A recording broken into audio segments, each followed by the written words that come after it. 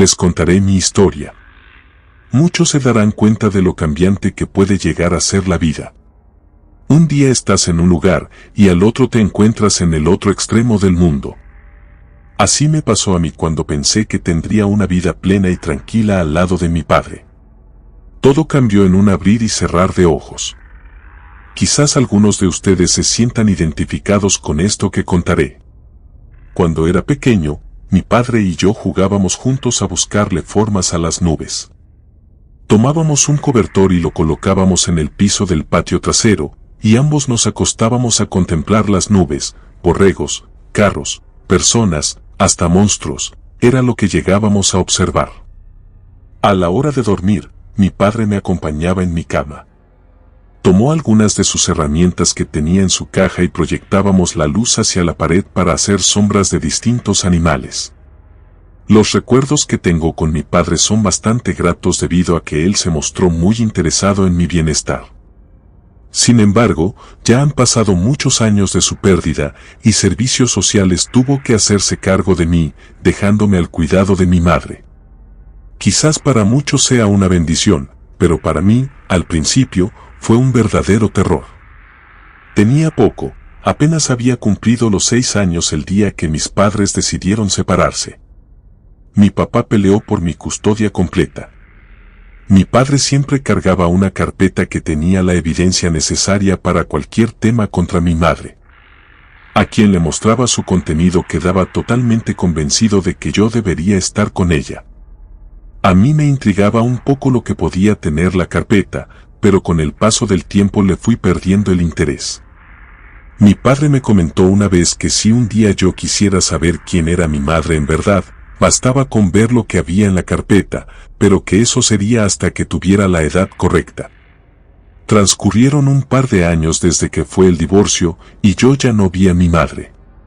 De hecho, ella tampoco se comunicaba conmigo ni preguntaba por mí, solo mantenía comunicación con mi padre muy de vez en cuando. Quien sí fue muy insistente en verme era mi abuela. Incluso varias ocasiones la encontramos en la entrada del departamento. Me preguntaba un par de cosas, y mi padre la echaba de allí. Con el paso del tiempo, fueron menos las visitas de ella, y, siendo honesto, me acostumbré a su ausencia, olvidando a mi madre y abuela. Una noche me encontraba dormido en el sillón de la sala. Mi papá y yo nos habíamos desvelado viendo una película. Para cuando me di cuenta, ya estaba solo en el sillón y el televisor solo mostraba la señal de emergencia cuando ya no había nada para ver. Apenas podía abrir los ojos, así que de este modo busqué el control para apagar el televisor, pero al final tuve que abrirlos. Encontré el control y, al apagar la tele, detrás de ella tuve la impresión de ver a alguien parado. Fue cuestión de microsegundos que lo vi. Me quedé atento, mirando a la pared, pensando en que quizás estaba deslumbrado por el brillo del televisor. Allí capté al instante que mi padre no estaba a mi lado. Pensé en hablarle, pero no quería despertarlo. Lo mejor fue levantarme para ir a cerciorarme de dónde estaba. No lo encontré en la sala o el comedor, así que me imaginé que estaba en su cuarto y me había dejado dormido en el sillón.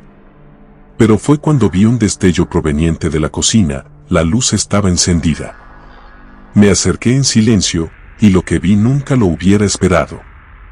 Eran los pies descalzos de mi padre.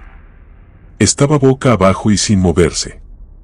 Lo sacudí para despertarlo, incluso le gritaba. Fui a la sala rápidamente, tomé el teléfono y marqué a la policía. En eso, lo vi nuevamente, una silueta bastante alta que al parecer me observaba con sus 2 ojos brillantes. Sentí la luz, y aquella cosa desapareció. No sabía lo que estaba pasando, y en ese momento, alguien tocó a la puerta. Pensé que algún vecino me había escuchado gritarle a mi papá, por eso no pensé 2 veces en abrir la puerta. Y al hacerlo, a quien me encontré fue a mi abuela. Me costó trabajo reconocerla, pues no se parecía a ella. Estaba vestida de una manera muy diferente a lo habitual, y aparte olía horrible, un olor muy similar a un animal muerto. Se metió a la casa sin pedir permiso, hasta que llegó a la cocina. Se quedó allí unos segundos, mirando el cuerpo de mi papá, y se retiró sin decir palabra alguna. Al poco rato, los vecinos llegaron y me encontraron sentado en el sillón esperando a la policía. Fue algo muy traumático para mí. Esa noche no tenía cabeza para pensar en otra cosa, y las preguntas que me hacían quedaban sin respuesta. Terminaron concluyendo que estaba en un estado de conmoción y me llevaron con alguien para que me cuidara mientras determinaban qué pasaría conmigo. Fue cuando dieron con mi madre, quien fue la mejor opción en ese momento para mí. Estaba seguro de que, si mi padre estuviera con vida, rápidamente hubiera presentado la carpeta que siempre llevaba consigo. Pero desde ese día en adelante, el departamento quedó solo y abandonado. Seguro allí estaría la carpeta que siempre llevaba con él. Llegaron tarde a recogerme y apenas pude reconocer a mi madre, pues ya casi no recordaba su rostro. Presentó los papeles necesarios para llevarme a su casa. Yo le dije hola, pero ella no me hizo caso. En cuanto tuvo la oportunidad y yo ya estaba a su lado, me pidió que no me separara y no la cuestionara sin hacer preguntas. Subimos a un taxi, el cual nos llevó a una casa bastante sombría. Además, se encontraba en muy mal estado. Ya estando allí, me indicó cuál sería mi habitación y que ella me llamaría para cuando estuviera la cena lista. Por ello, no tenía permiso de salir para nada. Esto último me lo afirmó 2 veces, pero la última bajo una advertencia y apretando en el brazo. No salgas de tu cuarto, me lo dijo de una manera estricta que hoy en día aún me retumba en los oídos.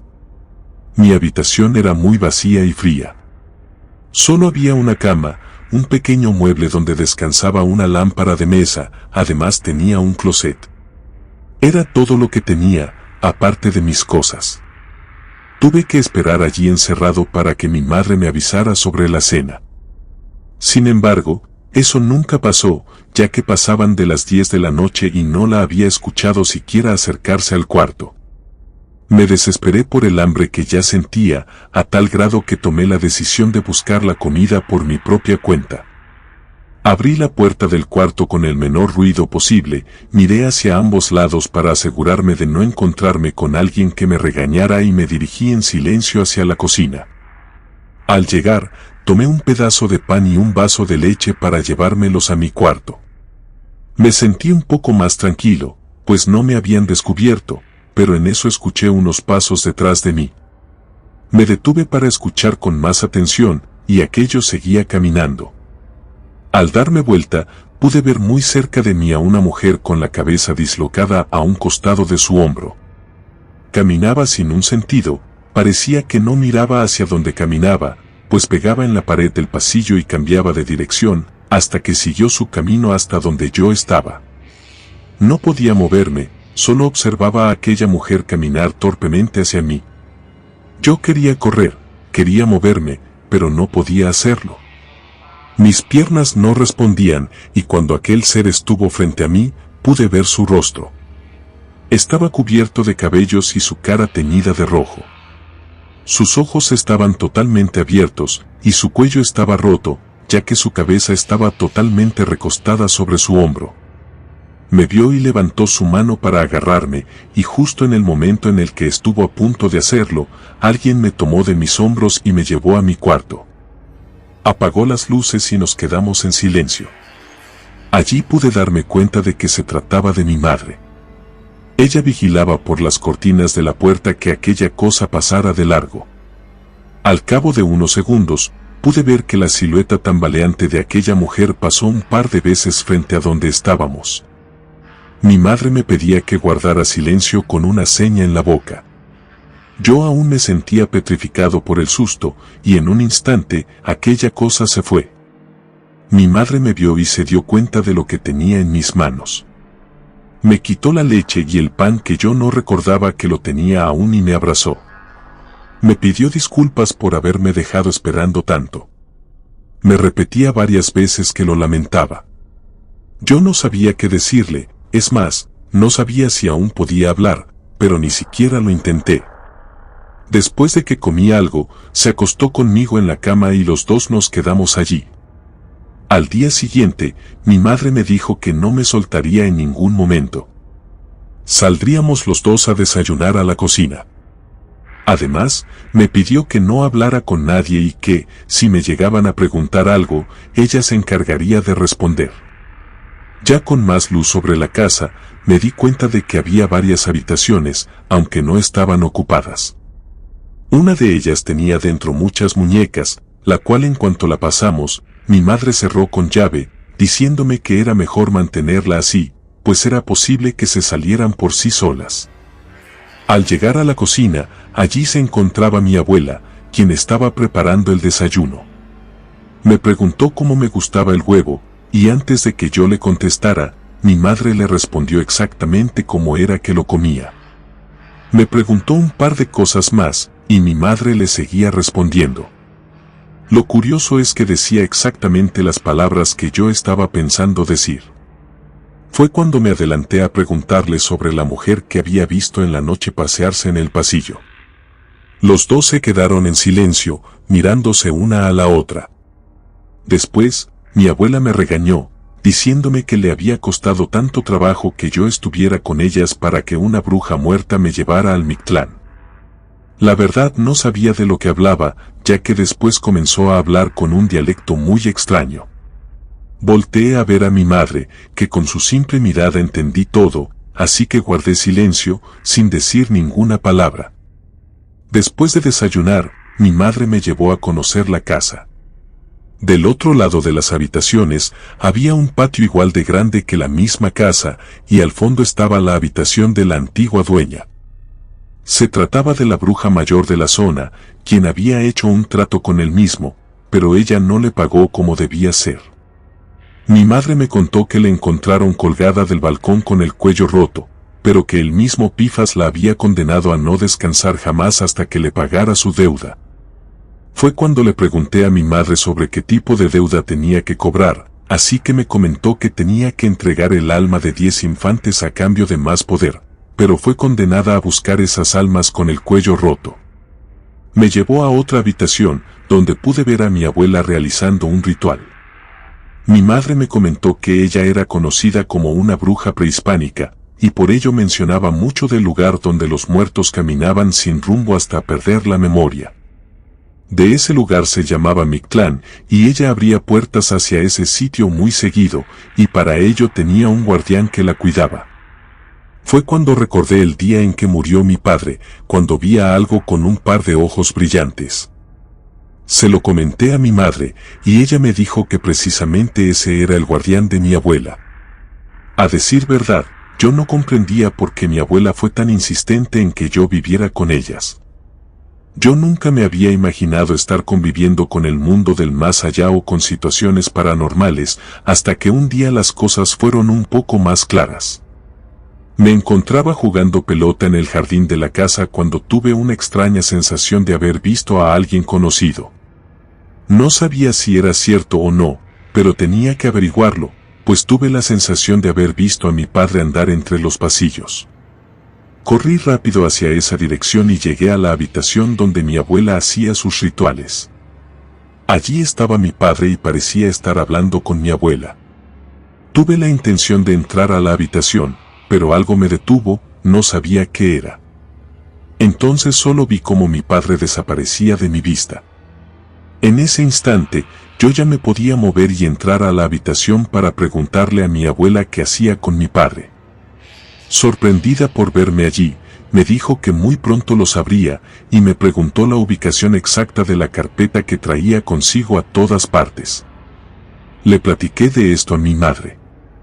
Ella me aseguró que quizás no podía moverme debido a que estaba abierta la puerta al Mictlán y que quien no me dejaba entrar, era cualquiera de mi abuela. Ya en la noche, casi a punto de acostarme, mi abuela me mostró una carpeta de color amarilla y me dijo que habían ido a buscarla al departamento donde vivía junto con mi padre. Me contó que el contenido de la carpeta tenía información sobre lo que ellas hacían en esa casa, de los rituales y de lo peligroso que era vivir con ellas. Por eso, no creían conveniente que yo viviera allí, pero ya lo dejaban a mi criterio si quería quedarme con la familia o irme a un lugar en el que tenía que esperar a que alguien me adoptara, pues ese fue el trato que llegó con mi padre al momento de invocarlo. En ese momento le pregunté a mi abuela si ella había tenido algo que ver con la muerte de mi padre.